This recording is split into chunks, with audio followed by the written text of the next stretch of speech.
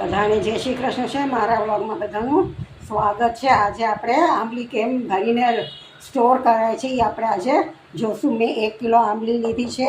એમાં આખું મીઠું વાપરી શકાય છે, આ પછી આટેલું મીઠું પણ વાપરી શકાય છે. પહેલાં એમાંથી આપણે બધા રેસા કાઢી નાખશું. રેસાને ઠળિયા હોય તો બધું કાઢી નાખવાનું. પછી આપણે આંબલી ભરવાની છે. હવે આપણે આંબલી ભરવાનું ચાલુ કરીએ.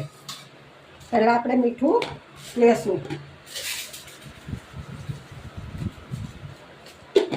મીઠાને જરા સાફ કરી લેવાનું. કાંકરા બાકરા હોય તો કાઢી નાખવાનું.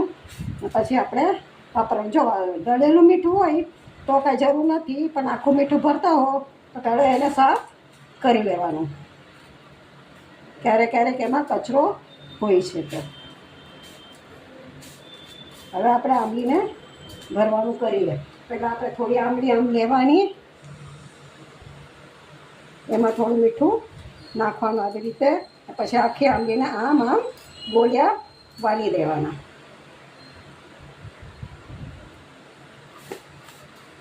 ગોળિયા વાળીને થોડું ઉપરથી પણ ભભરાવીને રાખવાનું, જેનાથી આંબલી 12 મહિના સારી રહે. જો તમારે આંબલી નવી હોય ને સફેદ હોય તો એ જરા ગળચટી લાગશે, પણ તમે એને સ્ટોર કરી અઠવાડિયું નીકળે એટલે એને હું કાઢી નાખું છું.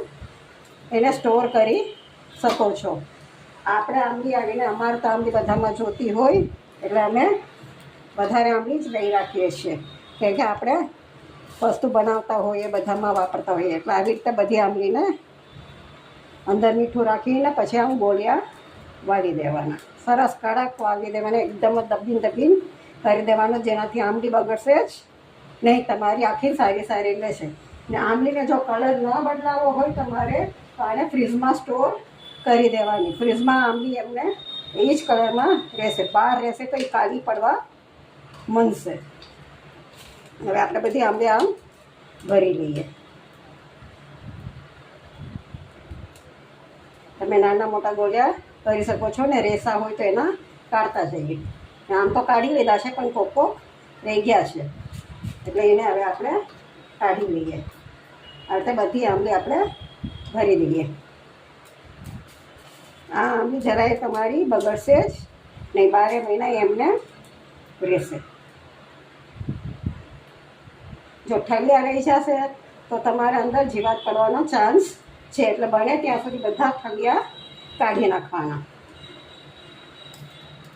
આવી રીતે હું બધી આંબલી ભરીને તમને બતાવું છું.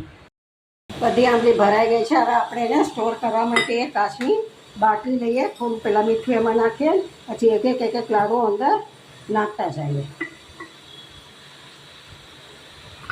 નાખીને આમ દબવા હોય તો દબી દેવાય, વાંધો નથી કાંઈ. એમાં કંઈ થશે નહીં. ને ઉપરથી જેટલા સમાય એટલા નાખીને પછી એની ઉપર આપણે પાછું થોડું મીઠું ભભરાવી દઈશું. બાકીની હું ફ્રીજમાં મૂકી દઈશું. હલાવશો એટલે બધું મીઠું નીચે ઉતરી જશે.